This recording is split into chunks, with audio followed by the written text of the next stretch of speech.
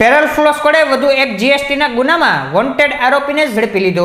Nilambag police મથકે દાખલ થયેલા જીએસટીને લાગતા ખોટા દસ્તાવેજના ગુનામાં અબ્બાસભાઈ સબીર અલી હરિયાણી સામે કેસ નોંધવામાં આવ્યો હતો, જે ઘણા સમયથી વોન્ટેડ હતા। ત્યારે પેરોલ ફ્લો સ્ક્વોડને બાતમી મળી હતી કે અબ્બાસભાઈ હરિયાણી કાળાનાળા વિસ્તારમાં ઊભો છે, જે બાતમીના આધારે પોલીસે દોડી જઈ અબ્બાસભાઈ હરિયાણીની અટકાયત કરી ધોરણસરની કાર્યવાહી હાથ ધરી હતી।